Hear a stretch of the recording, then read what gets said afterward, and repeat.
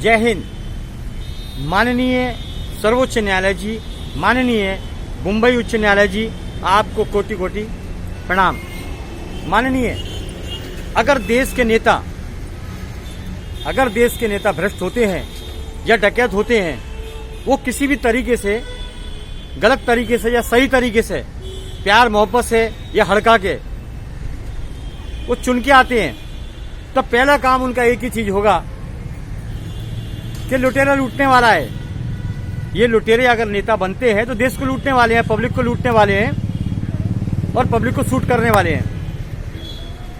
इनका मकसद एक ही होता है, जैसे सांप का मकसद होता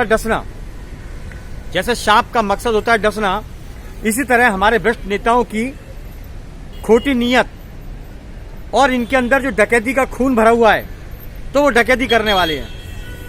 जिस तरह बंदर गुलाटी मारता है, बूढ़ा होने के बाद भी बंदर गुलाटी मारता है, इसी तरीके से भ्रष्ट नेता अपनी आदत से मजबूर हैं और वो देश को नोचने का काम करते हैं, पब्लिक को फंसाने का काम करते हैं। ये इनकी गुंडागिर्दी कब तक चलेगी माननीय सर्वोच्च न्यायालय जी, कब तक चलेगी? हर तरह से ये जनता को परेशान करते हैं, हजारों तरीके के टैक्स जनता के ऊपर लगाते हैं। और सबसे मजे की बात यह है कि पक्ष हो या विपक्ष हो, सभी नेता एक ही चमड़ी के हैं। बहुत कम लोग ऐसे हैं जो ईमानदारी से देश को चलाने की सौगंध खाते हैं, बाकी तो 99% ये बेईमान झूठी कस्में खाते हैं, तिरंगा हाथ में लेकर कि हम अपने देश की सौगंध खाते हैं, हम कर्तव्य का ईमानदारी से पालन करेंगे। माननीय सर्वोच्च न्यायालय जी, ये भिखारी ये ईमानदारी से कैसे पालन करेंगे? जब चुनाव जीतकर आते हैं तो एक छोटा सा कमरा होता है, 5 साल के अंदर हजारों करोड़ रुपए की संपत्ति के मालिक बन जाते हैं, तो ईमानदारी से जीतना कैसे हुआ मालिक?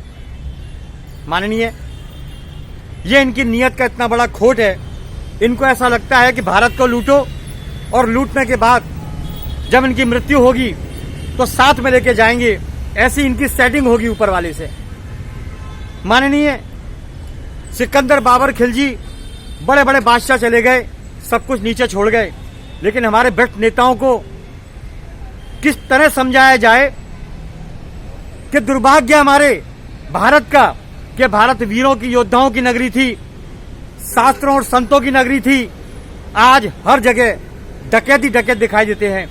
ये छत्रपति शिवाजी महाराज का भारत, अहिल्या बाई का भारत, महारानी लक्ष्मीबाई का भारत, सुभाष चंद्र बोस का भारत, वीर भगत सिंह का भारत आज लुटेरों का गढ़ बन चुका है।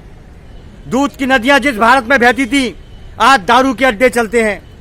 माननीय, बड़ा गौर करना पड़ेगा।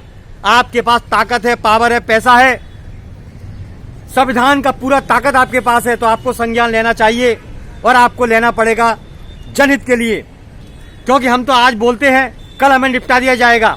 ऐसे भ्रष्ट हरामखोर हमारे भारत के नेता हैं।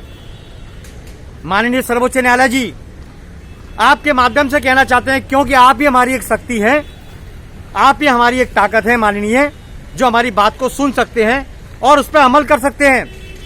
हमारे पास पैसा नहीं, ये तो आते ही देश के लिए, चुन के देश में इसलिए आते हैं कि सबसे पहले देश को लूटा जाए। सत्ता की चाशनी चाट के ये देश को भी चाटने का काम करते हैं ये भ्रष्ट नेता।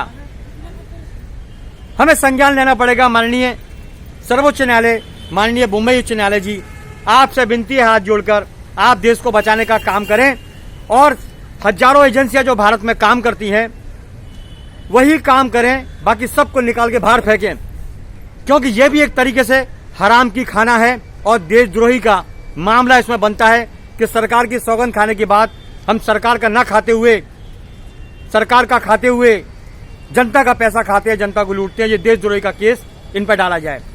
माननीय सर्वोच्च न्यायालय जी, देश बचाइए जनहित में। हुतात्मा चौक से मैं रविंद्र जैन, जय हिंद।